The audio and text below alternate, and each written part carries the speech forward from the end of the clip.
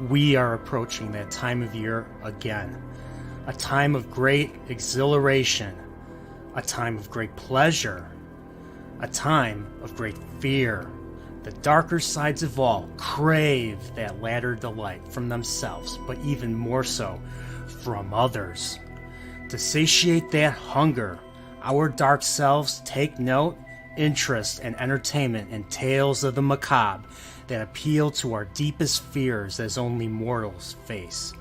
The only way to achieve this is to begin the dark ritual where Nerdporial and a special guest will discuss a particular tale during this season to ward off pure evil, as well as to entertain and to educate.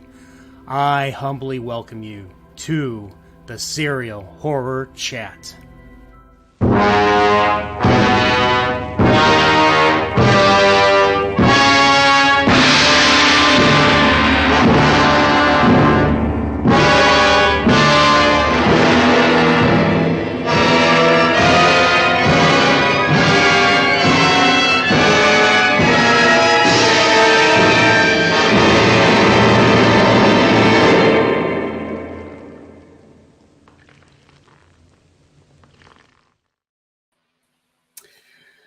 Welcome to the Continuum. I'm your host, Brian. I also called Nerdporial, but for today, I identify as Count Dracporial. So if you want to address me in the chat, you got to address me as Count Dracporial, or else there may be some triggering. So just saying. But welcome, and just want to say we're going to be talking about, and this is my very first viewing of Hammer Horror Dracula. 1958, also known as Curse of Dracula in the US. And with me is my very lovely guest, Purple Valkyrie.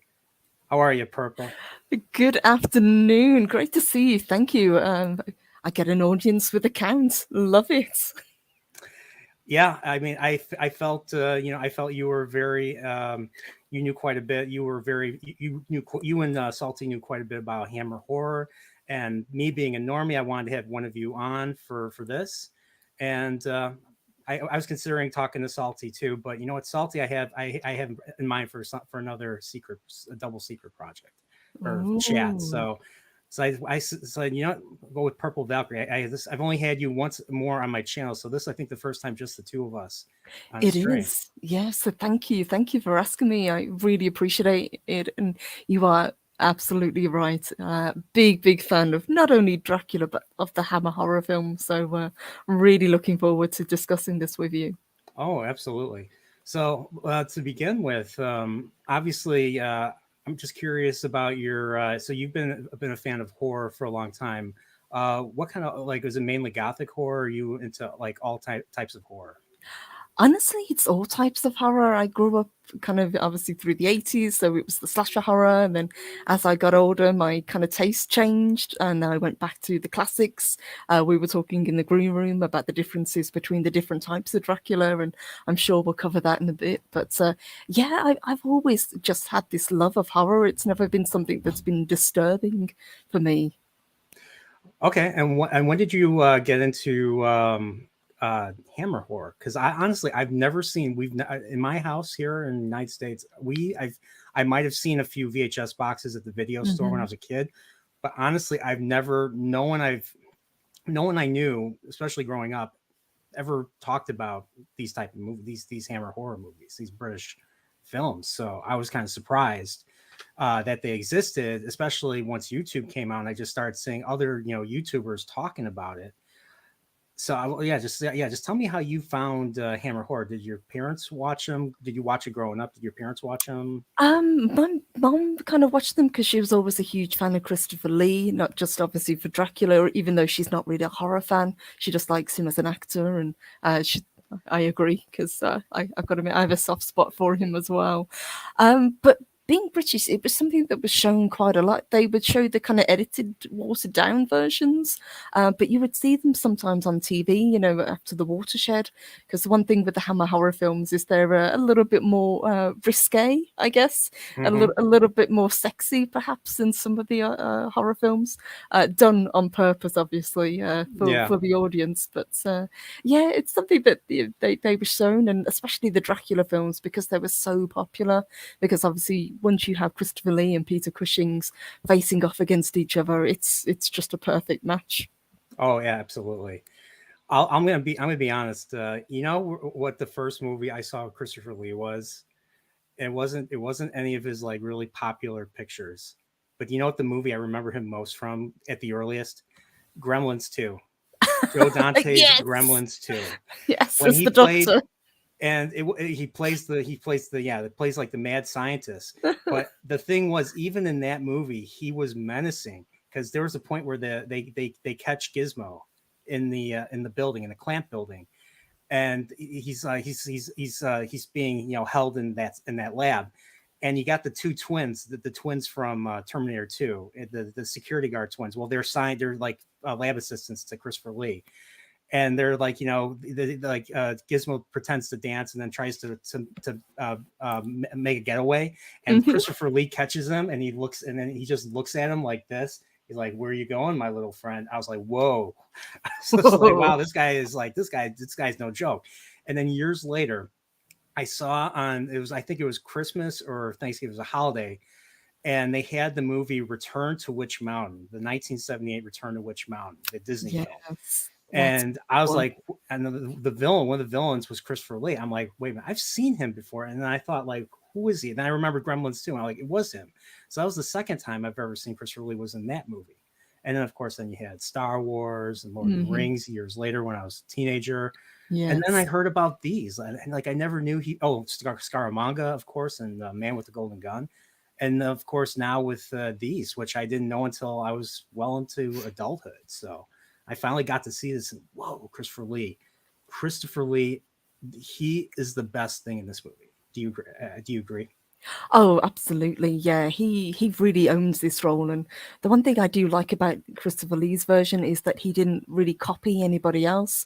It's so easy to copy what's come before, because you mentioned the Universal, which I think was 1931 with Bela Lugosi, and that's kind of iconic for the look. But Christopher Lee took this character and really made it his own. Oh yeah. One thing I did learn is that Christopher Lee did not watch any of the previous versions of Dracula. So he didn't watch Bela Lugosi. He didn't watch Hmm. Nosferatu.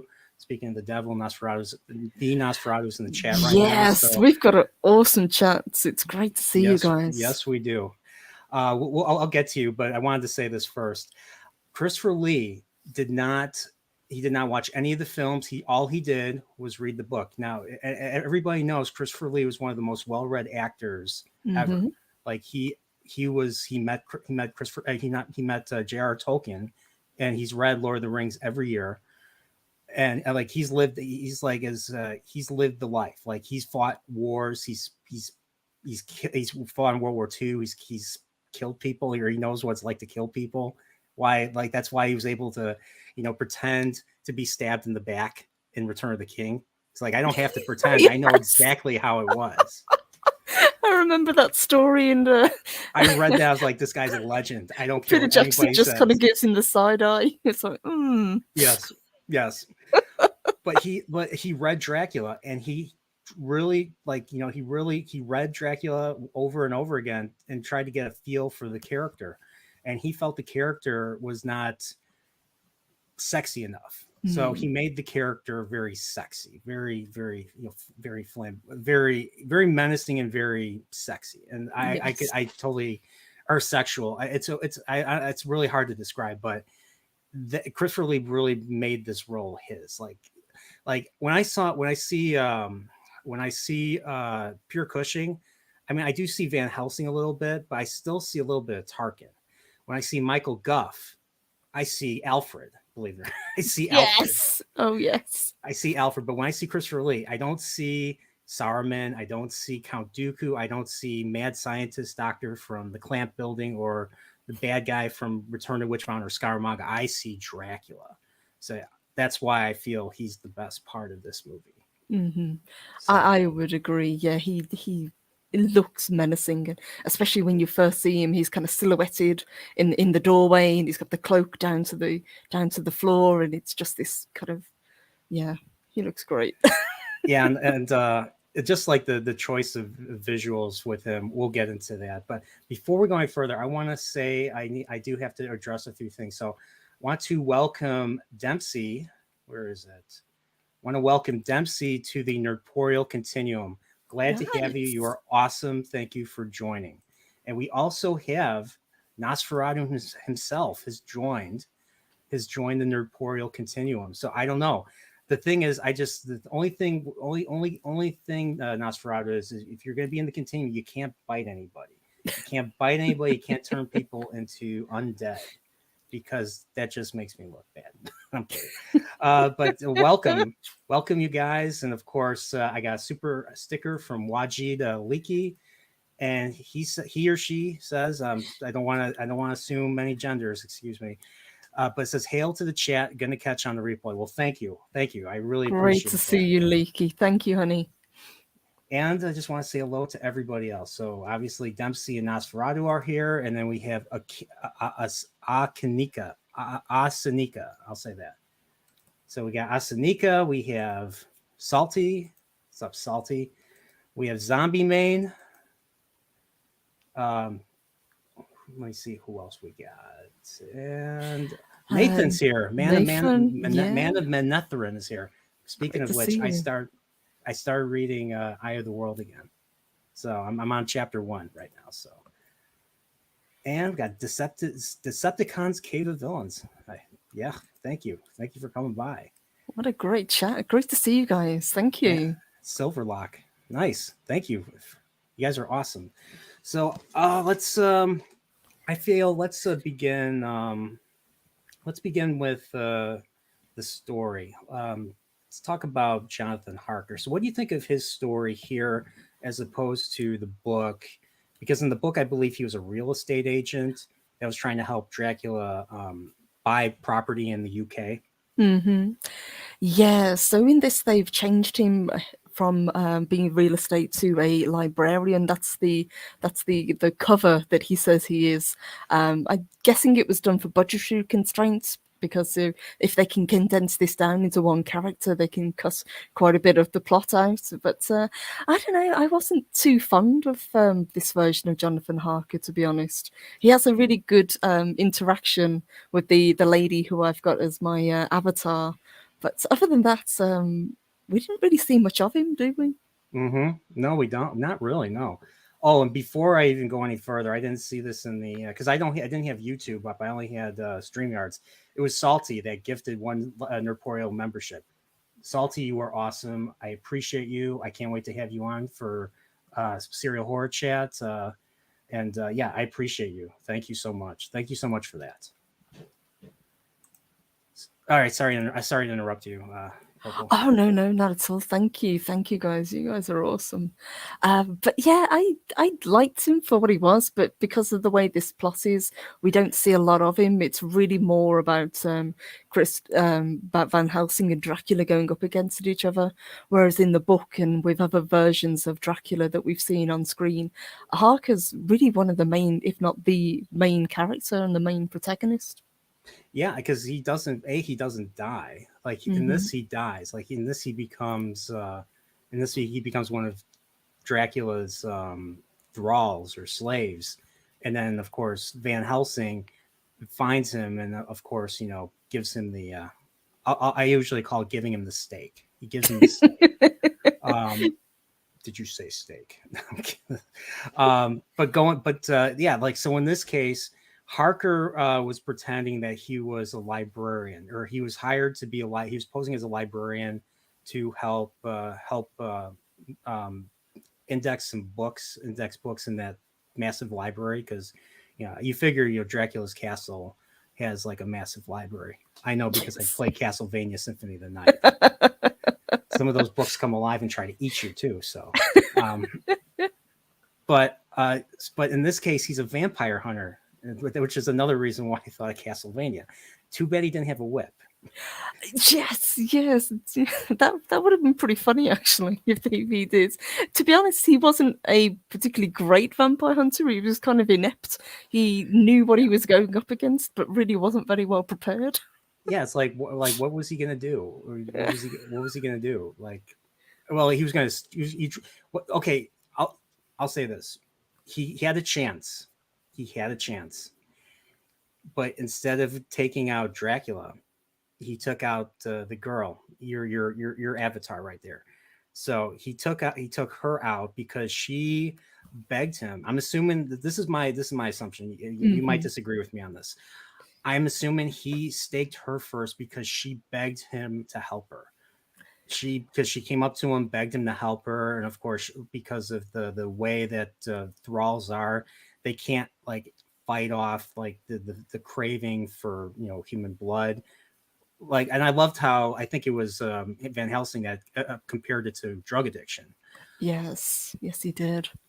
Yeah, Um, that was the rather beautiful Valerie Gaunt, and she's not even named in this, if I remember correctly. Even in the credits, she's just called Vampire Woman. But we were kind of speculating: is this supposed to be a stand-in for Dracula's brides? Which I'm guessing. do you remember if the Dracula's brides had names I in the book? don't, to be honest. I would have to check. I know that in the Hugh Jackman film, they were named Van Helsing, which is kind of one of my guilty pleasures. I actually really love that film. Going off on a Yeah, my slight dad, tangent. my dad used to love. My dad bought the movie Van Helsing and watched it. I never, I'll be honest, I never watched it. I never bothered watching Van Helsing. So I'll have to check it out sometime. But going back, I think the reason why he staked her heart out first was because she begged him to. He wanted to relieve her of that. But the thing was, because she screamed, she woke up Dracula, and Dracula, of course, somehow I don't know if he has the ability to teleport, but like he got out of the room, he got out of the sarcophagus and out of the room without Harker even noticing. And so he's like, "Where is he?" And then all of a sudden, Dracula just shows up into the basement, and he closes the door, and then it just dips to black. I was like, "Okay, he's gone. He's the He's yeah, gone." for a guy who's 6'4", he can just very move very quietly when he wants to. It's Yeah, amazing. yeah, I know. But it was, but I loved that there was that, but we get that initial shot of, so Christopher Lee already, brings Harker to his room before that. And of course, there's that little, like, she tries to bite him, and then Christopher Lee shows up, and you get that iconic shot of his face and the red eyes. He's like, ah. Hmm. And then they Yes. fight. He gets her away from him, and then he gets her, he gets her away from him, and for some reason, Harker's fighting him. And so he knocks him over because Dracula's like, I think he has like 2 or 3 times the strength of a normal man. So like he was just like, I used that shot. I used that shot of him wrestling Harker as my thumbnail.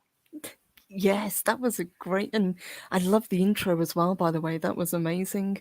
You're right, they really got physical with each other, and Christopher Lee gets physical with her because he really seems to throw her across the room. Yeah, and I thought Christopher Lee did that because he didn't want her, biting Hmm. Harker. He didn't want Hmm. her biting the help. At least that's what I That's thought. what I assumed. Yes, yes, she was kind of overstepping her boundary, as it were. I was surprised. Like I thought, like I honestly thought, like I said earlier, I thought Christopher Lee would be in more of the movie, but I think he was in just enough. I think he Hmm. was in just enough to be menacing and to be, the more you don't know, the scarier it is. Fear of the unknown. Yes, and this is a character I think he went on to play 7 times in the Hammer horror films, but obviously this was his first. And as the films go on, I think his role got bigger and bigger because he was such a fantastic embodiment of the character. Oh, I agree. I hear they made a sequel to this, but it was called Brides of Dracula, and of course Yes. Christopher Lee himself was not in the movie, but Peter Cushing came back, Hmm. and I guess they brought all the brides that were from the novel into this. So Yeah, so you gotta have the ladies with the flowy night dress. Yes. Another thing is the setting. Now, I believe the setting, what's it called, Klausenberg. That's, I believe, I looked that up. It's actually in Romania. It doesn't sound like a Romanian city, but it's actually it's a Romanian town. Because when you think Klausenberg, you think either Germany or Austria or Yes, I was thinking Austria. Yeah. yeah, or I think at that point, like I think this was supposed to take place at the same time the book, the same period as the book, in like late 19th century. I think at that time it was the Austrian Hungarian Empire. Hmm. You had the German Empire, and I believe you also had the Austrian Hungarian Empire. So I don't know if it was the German Empire that was. I don't know if Romania was part of either of those. Um, I have to brush up on my history, but I know Austria-Hungary like covered like a lot of countries. It didn't just cover Austria and Hungary; it covered like I think a lot of the Balkans too. Yes, a lot of the Balkan states. Yeah. And Romania is one of those Balkan. Romania is easily one of those Balkan states. It's like just I think it's just north of Greece, I believe. So, and they're right by Turkey, and of course we know all about Vlad the Impaler and how like he Yes.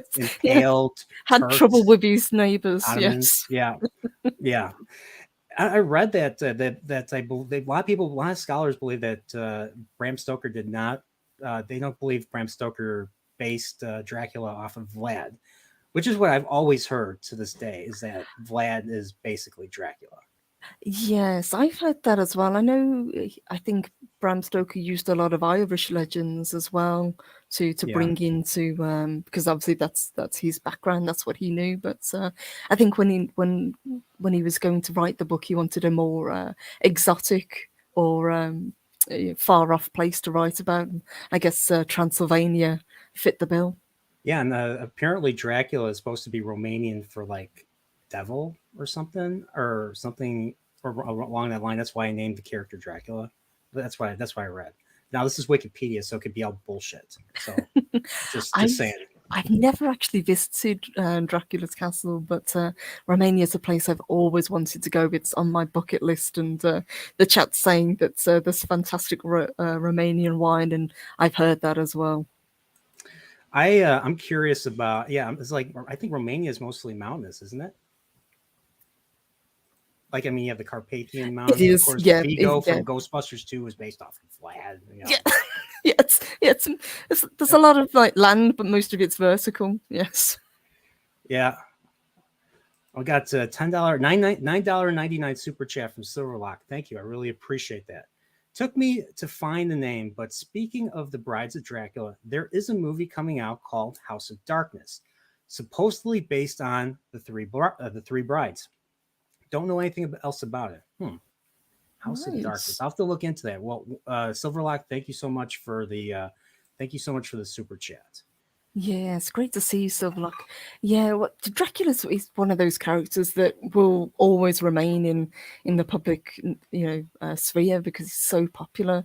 I know we've talked about it. We've got the one based on the graphic novel coming out with one of my favorite actors, Nick Cage, playing Dracula, and this is a character that I don't think you'll ever not have in some form or other. Yeah, I think I think Dracula is probably the most adapted book or most adapted novel to cinema or anything of all fiction, I believe, because it's been. I mean, how long has it been it's been in the public domain for a very long time now. Yes. So at least I think. I don't know how. I think isn't like 60, 70 years before it can be in the public domain. I don't know. I believe so. Yes, yeah. There's like a limit before it goes, but this book's, as you say, it's so old. It's been retold and told so many times that I really do like this Hammer version because they took liberties, but the liberties they took make sense for the story they're trying to tell. Yeah, I agree. Let's go. Let's keep going and let's talk about Van Helsing now because that's the next thing. So so so Harker is pretty much toast, or he's not toast. He's meat. He's meat now because of his big boo boo of staking the woman instead of staking Dracula. Because if he would have staked Dracula, I think he would have it would have been a domino effect, and I think he would have helped the woman. Mm-hmm. right? Okay, Yes, I okay. believe so. Yeah, take out the head vampire, and the rest either fall or go back to normal, whatever it is. It was weird because there was one vampire story that did not do that. Are you familiar with Salem's Lot? I am, yes, but is Okay, it Barlow? the I think, yeah. yeah, the book they take out the lead vampire, but the place they have to flee because the place is still full of infected. So, and that's pretty much how the story ends. Like the place just becomes a no go zone. So you go there, you're gonna be bitten. Just avoid Salem's Lot. It's just full of Just vampires. yeah, yeah. So, but that was like the one time that didn't happen. Like you kill the main vampire, and you still have infected flying around trying to trying to suck your blood. I was trying to do a Krusty the Clown because there's an old Simpsons where they were doing a Halloween thing, and Krusty the Clown has to read a teleprompter. He's like, "I have come to suck." Awkward silence. Your blood. So I wanted to trying to find the clip for that, but I just didn't have time to do that today. So, but yeah, it was Sorry, since you mentioned that, what did you think of Lee's accent? Because he didn't try to put on a stereotypical European or Eastern European accent. he didn't sound very Christopher Lee. Like he sounded different. He sounded like Dracula. He just sounded like to me. He sounded like Dracula. Well, I don't know. What do you think? I would say he's using I guess like his kind of stage persona or voice. Yeah, It wasn't like he was trying to imitate Bela Lugosi, or he wasn't trying to put on a accent. I think that's honestly, I think that's a good thing. Like, I don't, I mean, it's good to take note of what really successful people do with like how they do things.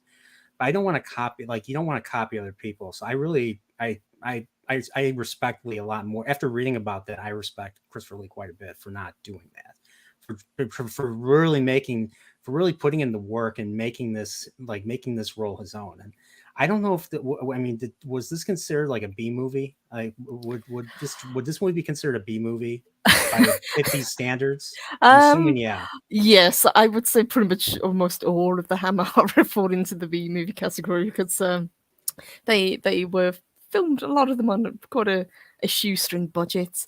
But yeah, you'll see if you watch more of them, you'll recognize sets that have been reused, costumes that have been reused. But I think this one was made. I think it was primarily filmed in England. Obviously, a lot of it was filmed at Pinewood Studios and Bray Studios, I think, as well. And I think it was probably under £100,000. The initial budget. I actually I have the thing, the Wikipedia up right here. It says 81,000 pounds That's at less than Bray I thought. Studios. Yeah, Bray Studios. Yep. They had, and what's weird was I was reading they had a hard time getting the rights to Ben to get the rights to do this. Like they were able to do like they did Frankenstein, like I think the year before, Hmm. really easily. But this, it took them. They were supposed to do this and Frankenstein at the same time, but because of the delay, they ended up releasing this later than they originally wanted to. So, but I was just going to ask. So what do you think of that initial scene with Van Helsing, especially at the inn? Or I assume that was a bar, but it was the guy said he was an innkeeper. Hmm. I Yes. really like that scene. It really showed like the fear and the people there, but also the fear in the owner. Like the owner was not willing to talk about it. The owner was not willing to help Van Helsing. And Van Hmm. Helsing had to say, had to ask, what are you afraid of? If I'm successful in my mission, it would benefit not just you, but everyone in the world. So Yes, and I I, felt, I sorry, go ahead. guess you could put that down to being under the shadow of this infamous vampire for so long, and through generations, they would have told stories about this guy, and they know exactly what he does. It's better off to stay well away and stay indoors, and put the garlic flowers up in the windows and carry a crucifix around with you. Yeah, I noticed they called it. It looked like they just like they call it garlic flowers. Like, are they actual flowers? That's one thing I didn't quite get. That I wasn't sure whether it's supposed to be garlic, garlic, or whether it's like wolfsbane or something that they're Yeah. using. I'd have to check because Okay. I've never actually checked to see if garlic does flower, because obviously the garlic is bulbs. Because I was trying to remember, I was trying to recall, because the reason why he was able to track, um, he was able to find out exactly what happened to Harker was because he got a hold of the diary, or the journal. So Mm-hmm. somehow the journal, I don't know if Harker dropped the journal because he wasn't sure if he was going to come out of this alive. That's why he dropped it on the road. And of course, the girl or somebody found it. So somebody found it. The girl, the cook, the cook, she was the one that kept it. The owner of the inn wanted to burn it, but she secretly gave it to him. So she was like the friend. She was basically the friend, the one that Mm-hmm. helped Peter Cushing where no one else would. So I saw that bread, and I was like, I want to eat some bread. I want to eat some bread and some soup. It looked pretty That, good. that did look good, didn't it? Yeah, yeah, some nice bread and stew or whatever it was he was eating. But you mentioned about when he first makes his entrance, and again, very similar to Lee. He's got that iconic look about him. Very tall, very proper, very chiseled looking face. Yeah, and very like he's very matter of fact. Mm-hmm. He's not someone to be, you can't get one over on him because he knows his shit. Just like just like a good version of Tarkin. I saw that as a good version of Tarkin, like someone that's, someone you don't want to mess with, but someone who won't, but he, unless this version will not, destroy a planet, to make a point to Carrie Fisher. I'm just saying. But some of his some of his gestures and mannerisms made me think of him, interrogating Leia. Mm-hmm. In a way, I've decided to know which target to go first. Your home planet of Alderaan. So I just couldn't help. There were moments where I thought of Peter Cushing as Tarkin. So not saying that the performance was bad. It's just me. So I guess he obviously reuses a lot of his gestures and all of Mm-hmm. his performances a lot. I know a lot of actors do that, but like I said, Christopher Lee wasn't Christopher Lee. He was freaking Dracula. Going back to that. So and I'm just gonna say it again. He's the best part of this movie, and he was used sparingly, which I thought was great too. Yes, yes, absolutely. What you do see of him is very, very effective. So Peter Cushing goes back to where he gets to Dracula's castle, and the moment he gets there, the moment he parks, a carriage is racing out, and this carriage is carrying a white casket or sarcophagus or whatever, or not sarcophagus. It was a casket, and he's like, okay, I don't know what that means, but he just goes into the castle and he starts looking. And the thing that he saw that cuts away from Dracula's castle is he finds Jonathan Harker's fiance's picture, and the pictures are gone from the frame. So I think that was supposed to tell the audience that she's next, Mm-hmm. that Dracula's going to go after her next as revenge. Yes, and Dracula's got an eye for the ladies, as we know, and there was kind of like a line where he says, "You're a lucky man, Mister Harker." It's like, huh, hmm, indeed. I'm gonna skip ahead. You saying that made me think. Remember when Pierre Cushing and Christopher Lee are fighting, and Christopher Lee has Pierre Cushing down, and he's like, you know what? He's like, he's opening his mouth. I'm gonna bite you, but then he stops. He's like, should I? Should I? What the hell? And then of course, then Peter. I was like, I guess he was curious. He was like, I'm like, maybe I don't want to do this. Maybe I don't want to Yeah. do this. But I was like, I'm curious enough. I'll do this. I'll bite him in the neck. And of course, then Peter Cushing gets out, and final battles. We'll get there. But that's when you said that, just made me think. It just made me think of that moment right there. It's like, should I bite a dude? Like, is he gonna taste as good as all the ladies? Yeah. I It's don't. like, I just don't know about vampires. Like, is it biting preferences or? This version of him definitely seemed to. I guess with vampires, if you're talking, mythology, it's all about the food. But Christopher Lee and the Hammer horror is very. They've got the kind of sexual undertone to a lot Yeah. of these, and you can see this most, in this film. You can see obviously when he starts to visit the other female members of the family, and they start to swoon and do all the usual things that ladies do when they're menaced by a vampire. Hmm. So we go now. So now we're in where I think I forget what the city is. They're in another city where Michael Guff and his wife and Lucy, the one in bed, is staying. I believe they're in Germany or Bavaria or somewhere. They're not in UK. They're actually in Bavaria Yes, I think instead. it's Karlstad. I think it was called. Yeah, I think so. Yeah, Mm-hmm. Karlstad. Okay, yeah, I wasn't sure. I wasn't sure where that was. So they're in Karlstad now. So what's his name? Van Helsing is there. He's telling Michael Guff, I was his name Arthur Holmeswood and Mina. He's telling them that Jonathan Harker's dead, and that he was. I think he and of course he was engaged to Lucy.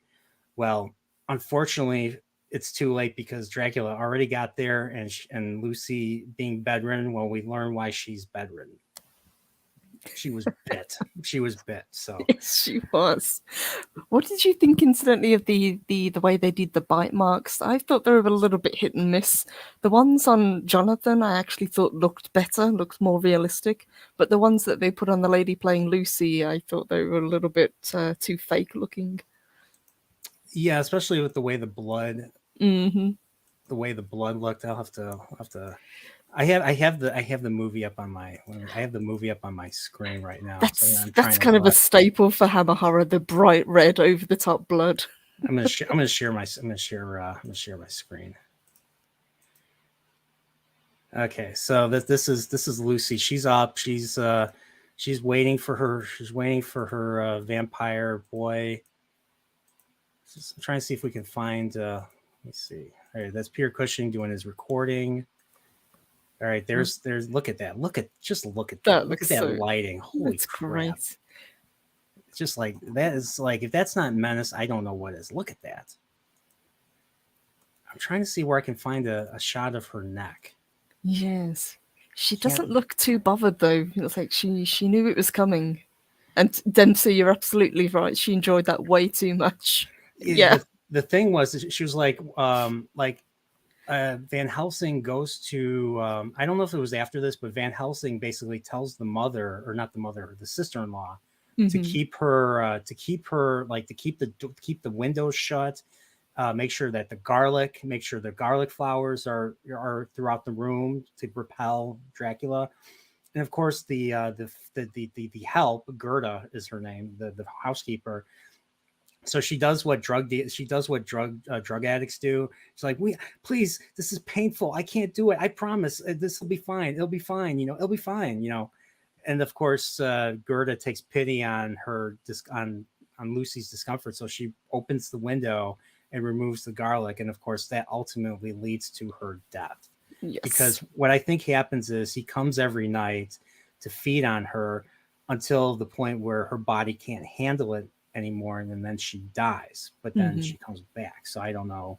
I don't know what the difference is between dying and coming back, and then just being bitten in the first place. Like I guess it's Yes. irreversible. I guess it's irreversible. I think once the host is dead, it's irreversible. Yes, I think as we see later on, depending on how much blood has been drawn, depends on whether or not this particular curse can be lifted. Because I know, like with Mina, because Hmm. she was infected too. She was lured by Dracula to an address, all because a kid, I don't know if it was a telegram kid or something, says, "Hey, you gotta go to this address." I mean, like, if I mean, I don't think that It's a would little work bit now. sus. That was a Yeah. very naive thing to do. That's something H. Holmes would do during the 1893 World's Fair in Chicago. he would lure women to his hotel saying, "Oh, I have job, but don't tell your families if you're running away, this is the place to be, blah blah blah." And then he would, take life insurance and policies and kill them. I'm just saying, that's, I guess back then people were, as a certain actor would say, far too trusting. But what did you think of?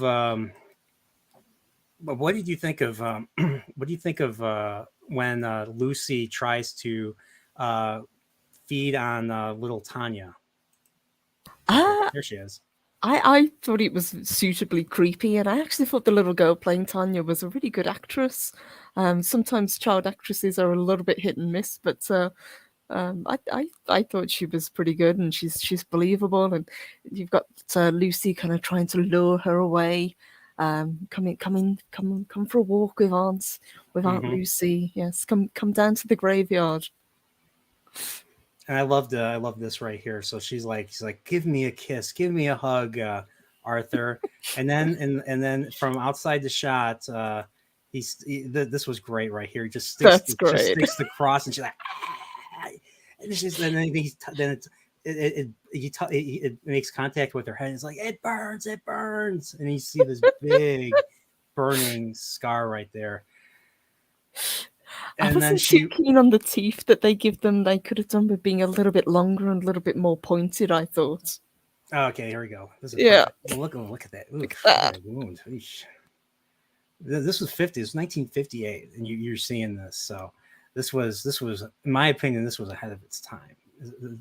Especially the practical effects right here. But Lucy gets a short end of the stick in this movie because she gets the one death. She gets the one stake that we do see penetrate her, and it's just crazy. Like first you hear a single. I think you hear the initial. We actually see the initial thrust and go into her chest, and then of course we see blood coming out as a result. Let me see if I can find that. I did use that in my opening, but here we go. Let me see. It's a great scene, but some of the faces that she pulls when she gets staked. Okay, so the first one did not show any blood come out, but there will be a second one. And of course, she's screaming, and of course, her brother, Alfred. His name's Arthur, but I'll just call him Alfred, because they both start with an A. And I thought he was having a heart attack at this point when he clutches his chest. Yeah, it looks like it, but he just can't stand the idea that his not only that his sister is dying this way. It's just, and hearing the scream, hearing the reaction, it's such a strong. This is great acting on Michael Gough right here. It makes me feel for him quite a bit. Like this is a messed up situation. Really good in this. He's a really underrated role. Yeah, I agree. And this is something you don't ever want to ever see people go through, and just seeing this reaction, this bit of acting right here is very poignant. And very, I mean, for this considered to be a B movie, I think this acting and I think the acting is stellar in this. This people, everybody, Christopher Lee, everybody put in the work. Like this is good shit. I'm sorry. Considering it is a very small cast, I think there's only probably about a dozen people in it in total, including the people in the inn. But yeah, and I love Peter Cushing's face when he's staking her. It's like it's just going to work. It's just another day. I'm curious what they use. For this effect. It looks like it looks like a pillow with maybe with a bag of blood underneath, and there you go. Yeah, something. It would no doubt be something that they've just punctured underneath the sheet, and the more he hammers into it, obviously, the more this fake blood starts to seep out. Unless Hammer Productions, took a life insurance policy on someone, and then yeah, I need to check. Was this actress in anything after this film? Yes. I don't think so. I'm not so sure now. Now that I think about it, I haven't seen anything. And I haven't seen her in anything else after this. So if I haven't seen anything, it must be true, right? Yeah, exactly. But yeah, this was crazy right here. So at this point, like this is where Peter Cushing basically gets Michael Gus like, "You gonna help me now? Let's hunt. Let's get this son of a bitch. Let's get this Dracula son of a bitch together." So they go to the. I think they have to go to the border, and they manage to right here, perfect. They go to the border crossing, and they basically have to. They're asking like, "Where's this casket? Where's this guy? You know, we were tracking this guy down, the doctor." This guy's like, "I can't help you. There's rules and laws against this." And of course, then Michael Guff takes out a bill. I don't know how much money that is. It looks like a decent amount, but back then money was worth quite a bit more than it is now. I'll say that. Yes. It's like, oh, I remember now. Oh, I remember. He's like, oh, I remember now. And he takes the money, and then of course helps him track down the casket. Never underestimate a good bribe. Nope, never. And of course they track the casket down to Undertaker right here, and the casket's gone. The Undertaker's like, where did it go? What happened? So this was a very jolly fellow playing the Undertaker, laughing at his own jokes. Yeah, look at that right there. I got the perfect shot. The perfect shot right here. So the reason why the casket's gone, well, the wife went over there I think the night before or right before this, and like she gets there, and then we see Dracula open up his casket, and then it dips to black. So we never see him actually bite anybody. Same with I think the original Dracula. There's no penetrating of the teeth and the neck. That's one thing that's always happens off screen. Yes, it's always implied. Yeah. When did they they actually show it in Bram Stoker, I believe, right? Of course. I believe so, if I remember correctly. Yes, but it's more. It is definitely implied, and you see him kind of leaning over, and I think in one of the scenes, I think it's with Lucy before she's turned completely. He kind of it's more sensual when he goes to her, and she kind of tips her head back, and she's almost swooning, and then he kind of leans over, and then it kind of cuts to the next scene. Mm-hmm. So we get to we're back in the house, and we find out so they're standing guard, and they're standing guard outside waiting for Dracula to come for her, because they figure out based on like he wants her to hold on to this cross, but she holds on to it. She doesn't say anything. She holds on to it, and then it burns her, and she screams, and they figure out that she's one of Dracula's thralls, but she's still alive. So they figure they talk to the housekeeper. They're like, how did he get in without us seeing?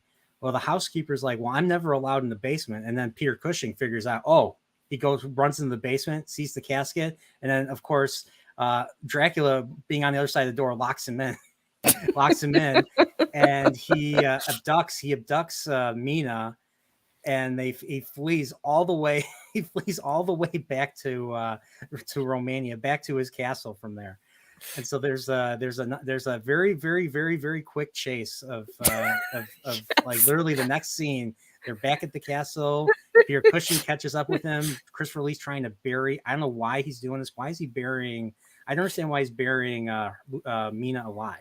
Do you understand? Do you know? I wasn't sure whether it's because she hadn't fully turned yet, or whether it was like out of revenge because he'd figured out that because of her he'd been found. If she hadn't held the crucifix, obviously she probably would have been turned that night, and then he would have had a full thrall under him. So whether it was out of spite, and this scene, I know it shouldn't make me laugh, but it does, because he just kind of tosses her into this hole.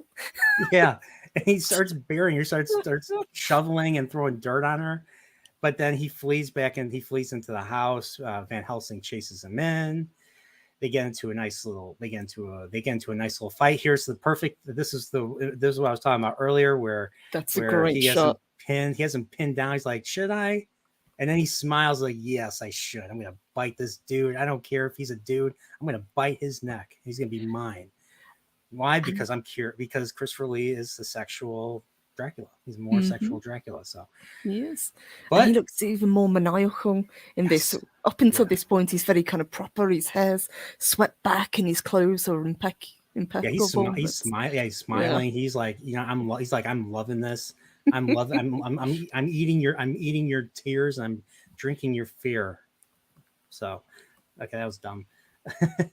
But he manages to but Peter Cushing manages to get back up, and what does he do? Well, how many there's the stake method of killing a vampire, or if you're lucky and you have him right where you want him, Hmm. Peter Cushing does this.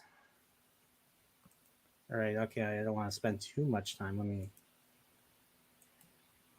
Okay, that's a little too far. Here we go. Perfect.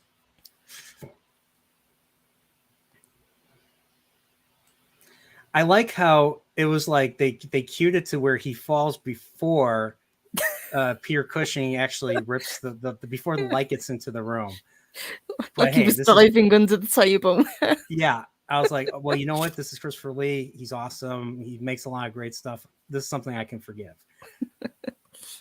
But yeah, so this is how he dies. So the sunlight basically kills him, and I think it just turns him into dust. I believe.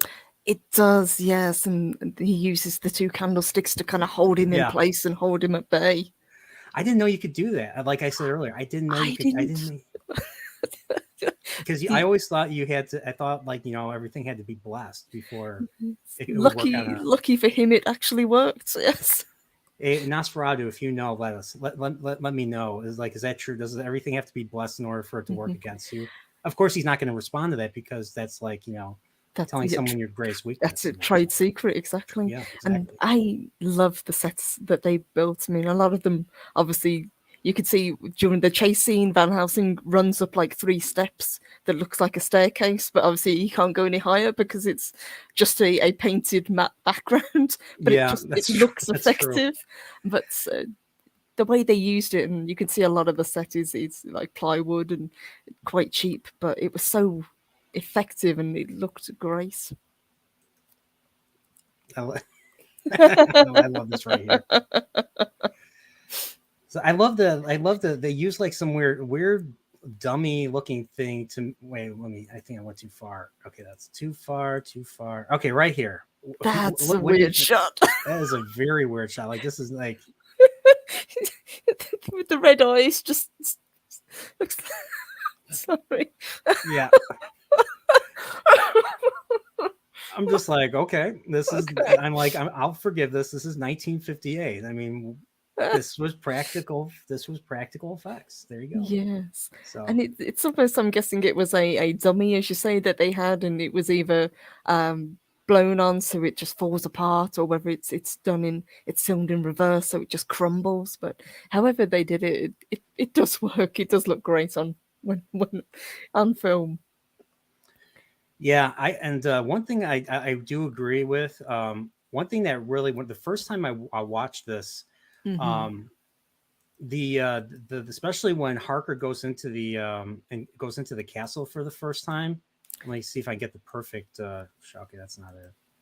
Not this one. This room Yes, actually looked pretty decent. that looks This good. right here looks like a freaking stage. This looks like a Yes. stage for a play. What is this right here? Which is probably exactly what it is. Yeah, it's probably just boards Like and that bit's in the foreground, and then anything behind it's just a painted background. Like this makes me think of that Star Trek episode where they brought the Shakespearean Caribbean company to play on the ship. But still, like once again, I'm forgiving of this because this was a stellar movie. This is just, Hmm. I mean, this is just from modern. This is just from my modern.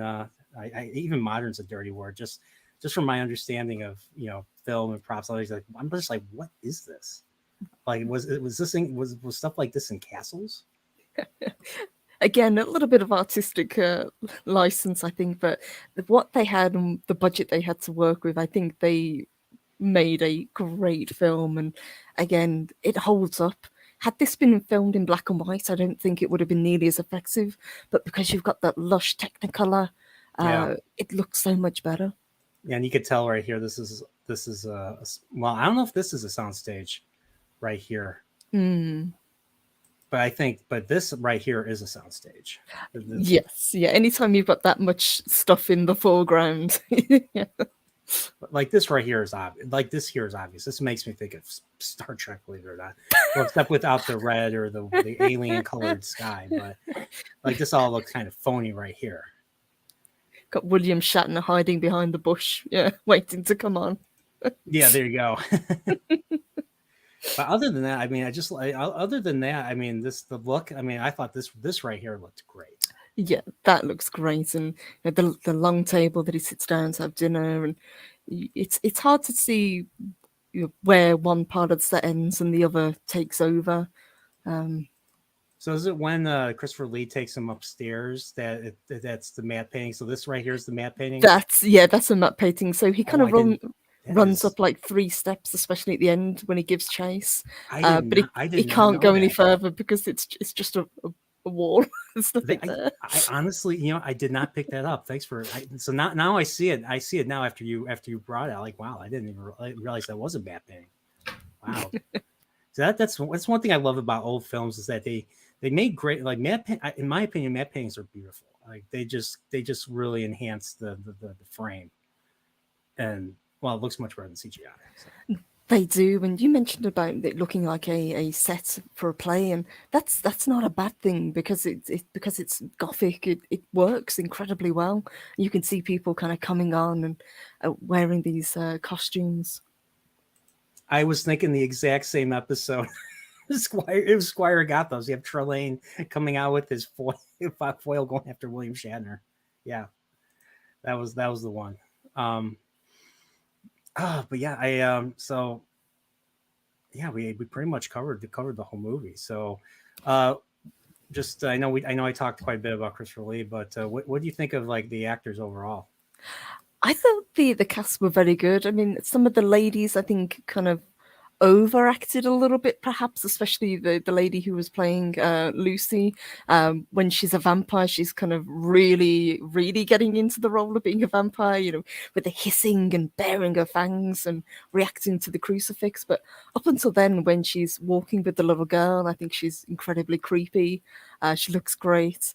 And I really like the dark-haired vampire lady when she's begging him to help, and he's like, "Yeah, I know that this is a trap, but I'm going to go with it anyway." Yeah, like right here, here, she like this look right here is this just like creeps the hell out of me. Like she's like, that's just the look of I got you. Predatory, yes. Yeah, very. Just like looking up. It's something about looking up. Yeah, the Kubrick really made use of that type of look, where you're kind of looking up from your eyes and just I don't know what, like it messes with somebody. So, but I loved it right here. So. And Dempsey mentions the score as well, and the music in this was fantastic. Oh yeah, every time Christopher Lee, every time Dracula came on the scene, you got a booming, tense, you heard instrumentation like crazy every time he came on the scene. So yes, the only thing I noticed, I don't know whether it's the copy that I watched, but the opening credits were incredibly loud. I actually had to turn the volume down until we got Harker on scene because it was just so over the top of the instrumental. Yeah. I honestly, I agree with you. I think the ladies could have. I think the ladies kind of overacted quite a bit, but the strongest actors obviously Michael Gough, Peter Cushing, and Christopher Lee, and then everybody else. I think even all the supporting players and the women, I thought did a really good job, and this really added to the entertainment factor that has made this movie, legend. I mean, people still watch these movies to this day. They do, and this is a very easy, if you're curious about Hammer horror, this is a very good one to start off with. Everybody knows the story of Dracula. I don't know anybody who isn't a fan of either Christopher Lee or Peter Cushing, so it's a very accessible film, and it's only about an hour and 20 minutes long, I think. Yeah, it's only. I was expecting this to be like 95 minutes. It's only 83 minutes. I was surprised, or 82 minutes. Roughly in that ballpark. So I got to ask you, Purple, I have to ask you, Christopher Lee versus Bela Lugosi. Ooh. I know it's a hard one. That's a tough one. See, as much as I do love and respect Bela Lugosi for what he did, and I'm a huge fan of the Universal horror films, we're watching through them at the moment. There's just something about Christopher Lee. He is so charismatic, and I always thought that he was quite good looking in a very austere sort of way, but he's just such a good actor, not just as Dracula, but you mentioned in Star Wars, Lord of the Rings, and one of my favorite films, The Wicker Man. I have not seen The Wicker Man. I know it's a 70s movie. I know how 70s movies end. They usually don't end well for the protagonist always. But I have to, I know, but I have to see Wicker Man. I've heard it's I I've highly heard. recommend. Okay, I'll definitely, I'll have to watch it. I don't know if I'm not, I don't know if I'm gonna do a serial horror on that one, but maybe next year. But I'll have to definitely check that out. I honestly, I actually like Christopher Lee's Dracula more than Bela Lugosi. I like Bela Lugosi. I mean, Bela Lugosi is the archetypal Dracula, but hands down, everybody knows who he is. One of these days, I'll watch Nosferatu. Nosferatu. I'm sorry. One of these days, I'll get around to watching you, eventually. Um, I think I don't know where you can watch Nosferatu. To be honest, but apparently, I always thought Nosferatu was the first film with Dracula. No, there was actually another silent film that came out before it that is mostly lost. So, but I think I prefer Christopher Lee's. I like his style is better Hmm. in my opinion. He's more menacing. I didn't. I mean, Bela Lugosi is many things. Was he was menacing, but he wasn't. I thought he was more menacing, believe it or not, in Abbott and Costello Meet Frankenstein than he was in Dracula. Yes, weirdly enough, I agree with that, and I love that film as well. I think it's because he had kind of eased into the role at that point, and Bela Lugosi had a love-hate relationship with the role of Dracula because although Hmm. it brought him fame and fortune, it also typecast him. He was stuck Yeah, forever being seen as that character. yeah, I agree. And I mean, Christopher Lee. I mean, luckily for him, I mean, well, he did. He was typecast for several years, uh, playing Dracula, but he managed to find other roles. But they were all villainous roles. I don't think I've ever seen a movie where he played. Have you seen a movie with Christopher Lee where he's ever played a good guy? Because I can't think of any. Um, you know what? Actually, I can't. Um, He was a villain. He was a villain in Gremlins too. I mean, he wasn't the villain, but he was a villain of sorts, kind of. Probably the least villainish, but he was still a villain. Villain in Return to Witch Mountain. Villain in Wicker Man. He's a villain in these movies, in the Hammer horrors. I think. Well, this one I know for sure. you know what? I'm trying to think. Has there ever been a role where he hasn't been a at least nefarious character? Yeah, even Count Dooku and Saruman. I mean, Exactly. they're Yeah. bad there too. So Even in the several animated films that he's done, he's played sort of the bad guy as well because he was in The Last Unicorn and oh, he played it, the bad guy in the Last Unicorn. he Oh my did, gosh, yeah, yeah. Wow, you know what? I think, he just has yeah, that voice. He just has that he has that menace. He not only has the menacing look, he has the menacing sound to him too. Like he's just and he's what's weird is in real life he was a gentleman. He was a gentleman who worked hard and lived his life to the fullest. And that's how and he was humble. What's funny was even though he played villains, he was probably the most humble actor that ever lived. I think. hmm, Well, maybe that might not be true, but everything I've heard about Christopher Lee, he was extremely humble and he was always grateful for everything. If he always worked really hard and he was grateful for everything that all the work that he got throughout the years. yes. When I think of Gentleman, he really embodies that. You know, it's a bit of a cliche, but he just seemed, as you say, to be a really nice person. And I love that both he and Cushing had this lifelong friendship. Even though most of the roles they were antagonistic against each other when they played in films, they were like the best of friends in real life.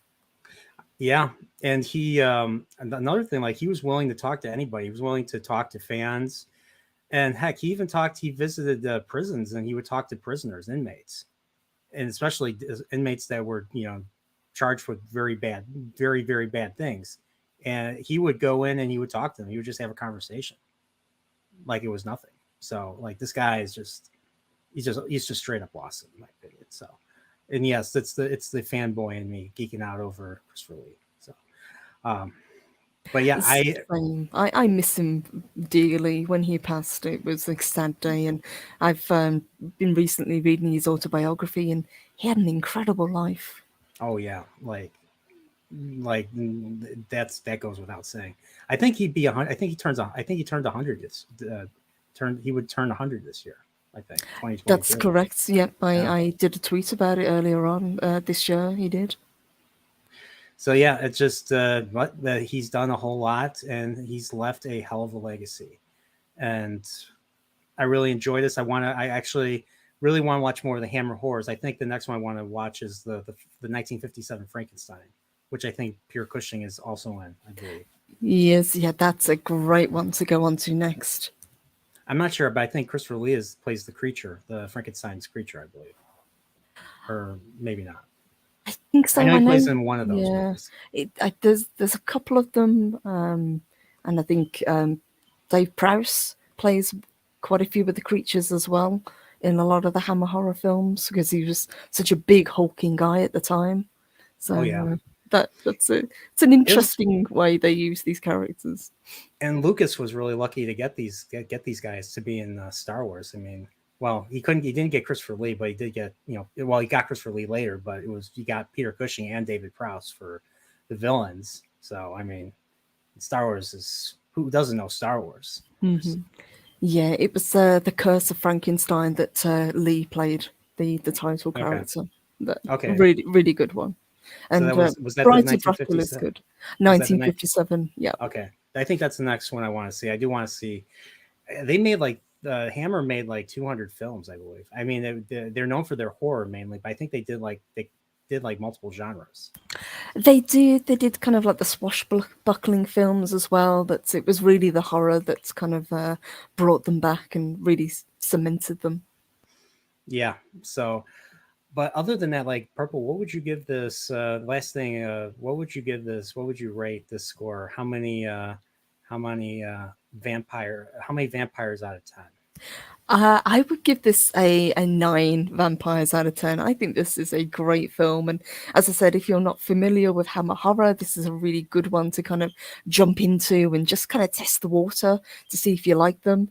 It's got a fantastic cast. The music is great. It looks great. It still holds up, even though it's quite an old film now, obviously. But I just think it's really good and it's perfect for October. Yeah, I think I'm in the same boat. I'm in the same boat. I feel exactly the same as you do about this. This is something I could easily rewatch. This is something that it's just pure entertainment. It's something you could just watch, literally turn your brain off. Just pay attention to what they're saying, enjoying the tension, enjoying the music, enjoying the acting, and of course enjoying just the beautiful sets, the beautiful the just the composition of the frame of the movie, and just it's just something I really really did enjoy quite a bit, and I want to watch it again.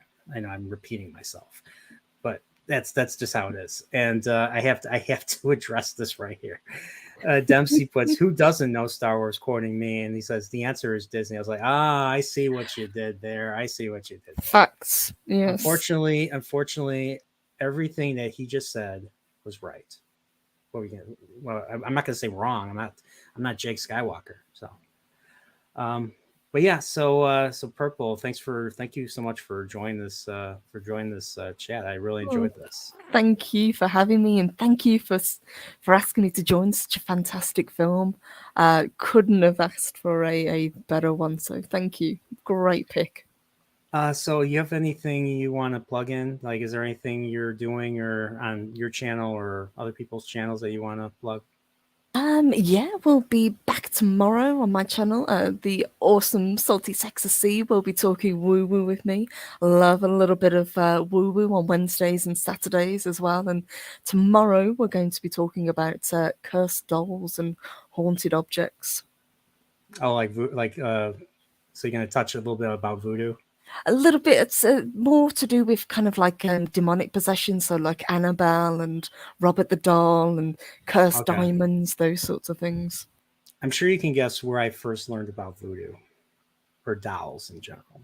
If I give you a guess what movie it was, it might star Harrison Ford and Short Round. Ah, so Yeah, you're an Temple of Indiana Doom. Jones fan, yes. Yeah, that's where I first because I'm seeing I'm seeing the kid, the brainwashed prince kid, taking the needle and shoving into the doll, and every time he shoves the doll, Harrison Ford has to act like pretend he's being poked in the heart with with the needle, and he's like, oh, and this is during the fight, like the fight on the mine cart. It's ridiculous. So I just can't help but think of that every time I hear about dolls and voodoo and pins and everything. It's crazy. And of course, you have the heart ripping out scene. That's why they gave the movie. That's why Spielberg had them make a PG-13 rating because of that movie. Hmm. So, Yes, that's but such a good film, though. I agree. But for me, I mean, I'm going to be doing a stream with Snowdub on Thursday. We're going to be we're going to be discussing the Dahmer series. So I binged all 10 episodes, and I Oh, just had there were cool. things I just wanted to talk about Hmm. within like a 2 hour 1 to 2 hour time period. There was a lot of things that I was kind of curious what other people thought of. I did enjoy it overall, but I'm sure there was a lot of artistic license taken on There some of the was, characters. yes. I enjoyed it for what it was. I thought Peter Evans, especially, was incredible as the title role. But yeah, it's again, it's caused a lot of controversy, probably for not the reasons that they thought it was going to cause controversy for. Yeah, that's probably we're probably going to talk about that too. So yeah, they don't want to. Certain people don't like to be. They didn't like the idea of them saying that it's an LGBT Yes, series, but the thing is, it is an LGBT series. it is. Not every LGBT is like it's just like without every group of people, there's always going to be bad people in every single group. Hmm. It's So still I mean, representation, whether it's good or bad, and yeah, I because would take it as a cautionary tale. I mean, and of course, there were a lot of other gay characters. The ones that Dahmer unfortunately, ended permanently. There was like one particular episode where I was like, I hope we don't see his death.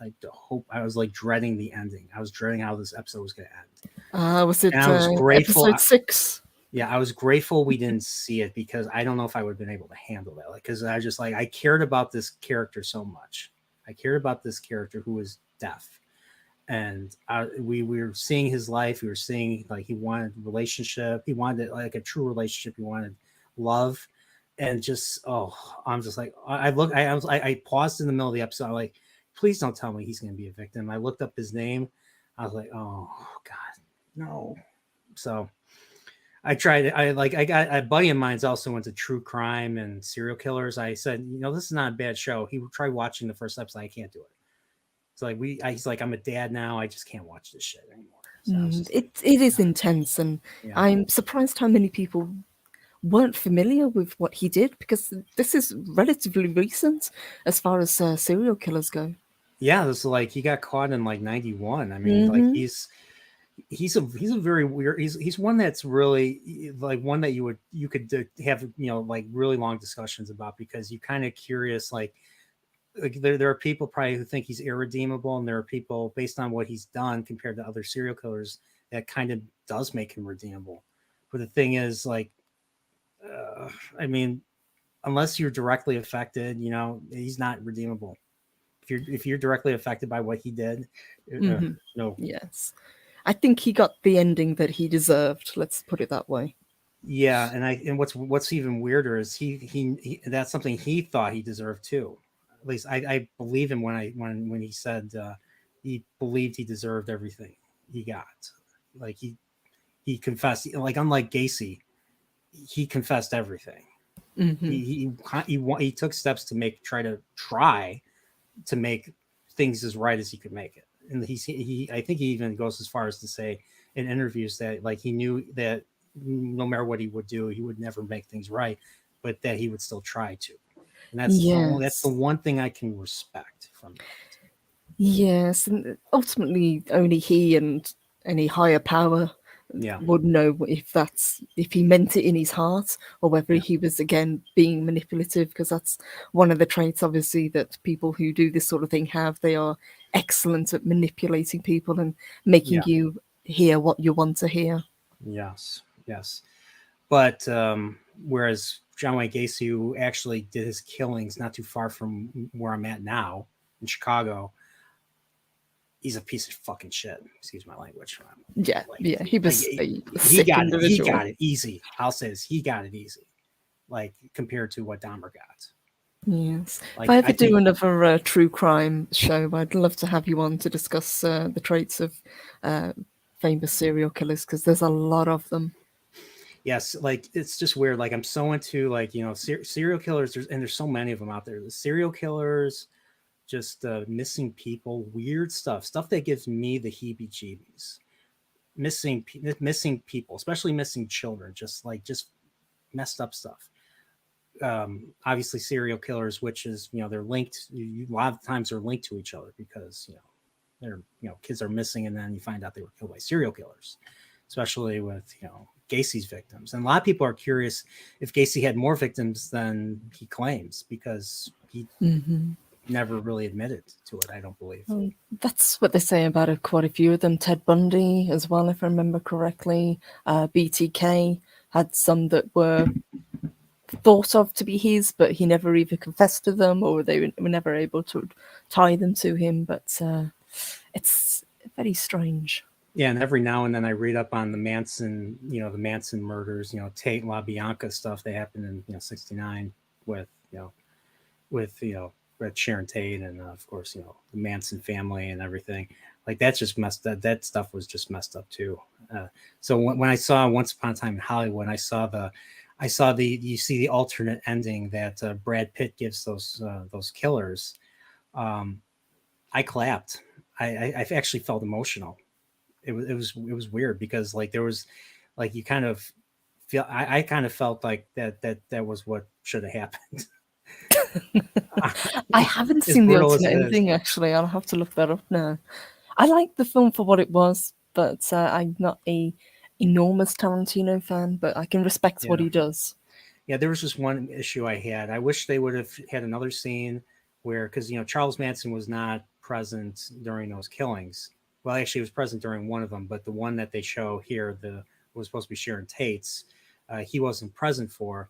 So I wish they would have had a scene right before the credits where the police, like um, where they track Brad Pitt's like, I know you guys. You guys are from the Spawn Ranch. That's where they're hanging out. And then of course the police track them all down, try to arrest them all.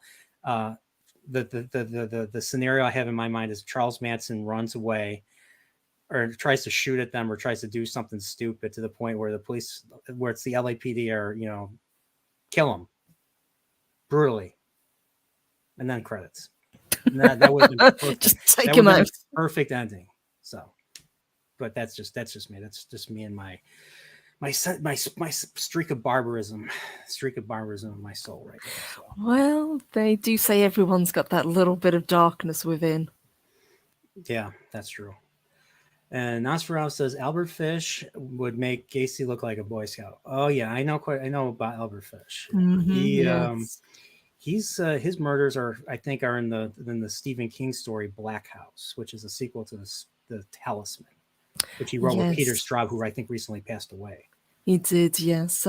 Pretty good books, actually, those two. But yeah, one of the characters is, yeah, I think he did confirm it was based on Fish. Yeah, and my friend Marty read them, and he told me like it's fucked up. It's a great book, but it's fucked up. So he told me to read them. There's so many books I have to read. It's impossible to take up everybody's recommendations at once. So, but yeah, so that's yeah, that again, it's a nice little conversation about that. But that's what I'm gonna be doing with Snow Dove on Thursday is talking the Dahmer series. And like if you're into true crime, I'd recommend it. If you're okay with a lot of '80s gay, that's another great show too. For that, for if you like that stuff, because there's quite a bit of it. There's quite a bit of it. and it wasn't too bad. It wasn't too bad. Like there was a lot of touching, but wasn't it wasn't as graphic as I thought it was going to be. Yes, So, it was real, but it was at least respectful in context to what was going on. I just hate scenes where they have masturbation. Like, just don't. Why bother? It was like same with House of the Dragon. I'm like, just don't put those scenes in. They're just awkward. It doesn't add anything. So, but yeah, that's what I'm gonna be doing. And then of course my one project I'm still editing, just taking me more time, is my Planet of the Apes retrospective, the original, 1968. So. And other than that, yeah, hopefully I'm gonna figure out with Salty when we're gonna do our serial horror chat. It's gonna be we're doing The Thing, 1982. So we have to Oh, figure out a what time a for that. great film. Yeah. That is such a good pick. So yeah, and I'm trying to get Brandon, the anime guy. I'm trying to get him to. We're going to be doing Perfect Blue in a couple weeks when he's available, which is an anime, which is it's like a Hitchcock type of anime by Satoshi Kon. So we're going to be doing that in the future. And then I'm going to be doing Jaws next week with Pips of the White Cloaks. We're going to be, like I said, we're going to be talking about Jaws. So, and I've just been asking around people, see if they want to do serial horror chats. So with different people, and we'll see we'll see who responds. We'll see who ghosts me, and we'll see who responds. That's the I love this idea, and it's the perfect time. And as you say, whether or not you like horror, it's such a broad genre. There's something usually for everybody. Whether you like the real shock body horror, or whether you like something a little bit more kind of gothic and campy, like these films. Oh yeah, and if you're okay with it, we'll think of a time. We'll if you want to join us, you're more than welcome to join us to talk about The Thing. Purple. I'd be honored to join you guys. Yeah, that would be lovely. Thank you. It'd be a great three-way conversation between us. So yeah, Salty, great idea. So Yes, and he's also recommended to watch Dark. I've heard such good things about this show. I saw season 1 several times. I love season 1. I saw season 2. I still have not seen season 3. So but I've heard season 3 is actually, it ends well. I heard the series ends well compared to other shows that I've seen. Like, let's say Man in the High Castle, I heard does not end well. Westworld. And Westworld's getting there. I thought they were going to only do 4 seasons, but apparently they're going to be doing a 5th and final season. So we'll see. But I heard my friend who was kind of outside this, kind of outside our group. He says that he actually likes season 4. He didn't like season 2, but he actually likes season 4. So I don't know. So I'm curious what other people think. I don't think anybody's talked about Westworld. I've not heard anybody talk about Westworld. No, I liked the first season, and I liked obviously the film way back with Yul Brynner, but I don't know, it just seemed to fall by the wayside. And same with Man in the High Castle. It had a fantastic first season, but once they tried to expand on something that is really quite a short book, it usually doesn't work very well. Okay, I see. I only saw the first 2 seasons, and then there was like this big gap in between seasons 2 and 3, and I wanted to see season 3, but they didn't release it for like 3 years. So I was just like, I lost interest as a result. But I loved the first 2 seasons. I really liked quite a bit. So it was disappointing to hear that the last 2 seasons weren't that good. So. Mm-hmm. But talking about this, it really does show that we don't have to talk about anything current, even though people on the whole have enjoyed Dharma. There's so much incredible entertainment from back in the day. It's much more fun to talk about that. Yeah, and that's part of the reason why. I mean, that's part of my selling point for my channels, to do just that, because a lot of people don't know about a lot of the older stuff that's been out for a while, and especially with the low quality, with the quantity versus quantity over quality mindset of Hollywood. I want to show stuff that was quality, that had a singular vision, and that was made with love. I just want to. This is my way of showing Hollywood what we do appreciate, what we do like. And that if you ever want to redeem yourselves, you got to go back to how they did things before, like that. So, because right now, I just like whenever they announce stuff, and like I used to look forward to conventions. I used to look forward to well, I used to look forward to like E3 where they announced new video games, but I used to look forward to like Comic Con, San Diego, New York, whenever they'd, show trailers for new shows or movies or whatever, announcements. Those used to be exciting. Now, with the way things are, they've lost credibility. I'm not excited for anything they announce. Every time they say, oh, we're bringing this back, we're bringing that back, I have zero faith that it's going to be of quality. And every time that they just adapt things just to make them different instead of following source material. Like look at Rings of Power. Exactly, yes. And Saucy brings up another really good point. He says we need to start making our own stories, as hard and as weird as that sounds. Agreed. We have some incredibly talented people. I know this because we work with them all the time. And Dempsey says he's writing a book at the moment. This is exactly what we need. Yeah, a lot of people are writing books. Like Roman of the Empire has books written. He's authored books. Hollywood Scholar has books written. Everyone knows Critical Drinker. He's got his book series. Adega Outlaw is an author. Yeah, Adega Outlaw. So yeah, there's a lot of content creators out that have, or Kai MFS is another one. Yes, science fiction. Love Kai. Yeah, there's a lot of people. There's a lot of people in this community who we either know someone or directly connected to that have written stuff. So. And heck, I want to learn the craft of storytelling too. I mean, I'm interested enough to want to talk about it, so I might as well try to learn the Shad too. Shad's another one. But like I want to learn the craft too. Learn the craft of storytelling, the craft of creating characters that you care about. You have to make sure you want your readers or your viewers to be invested in your main characters. You want them to be that's part of being with them on this journey, and that's what makes stories epic. Agreed. What makes them unforgettable. And the thing is with stuff now, it's completely forgettable because they've lost that craft. It's not storytelling is not the priority. Other stuff about boxes and checks and everything. I won't get into it. Pushing the message. Yes. The message. I can't help but picture the quotations around that whenever I hear it now. Yeah. I mean, every story has messaging, but like it has to be. You have to really work to make it subtle, and it takes a lot of effort to make it subtle. So when you don't make it subtle, that just says you didn't put in the work. That just tells me you didn't put in the work. And because you didn't put in the work, it's not going to be nearly as entertaining. So this is just me. This is just my nerporial, my nerporial opinion. But yeah, that's just how it is. So, but once again, Purple, it's been an hour and a half. Thank you so much. This was a great stream. It was a lot of fun going back and forth with you, talking about Hammer Horror and just talking about, a whole bunch of other stuff. So I really appreciate it. My pleasure. Thank you. Thank you so much for having me. And thank you to the chat. You guys were fantastic as well. You guys were. And everybody stay true to yourselves. Be good to each other. I don't want to copy the rest of Georgia Giant Slayer saying because he's epic too.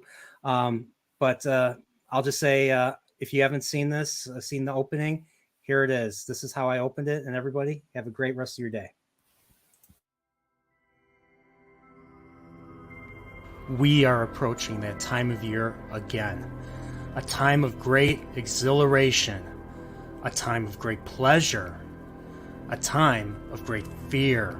The darker sides of all crave that latter delight from themselves, but even more so from others.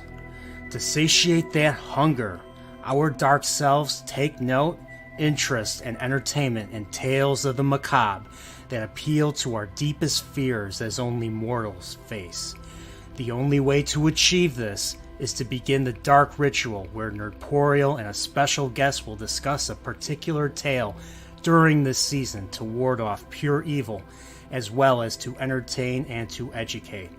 I humbly welcome you to the Serial Horror Chat.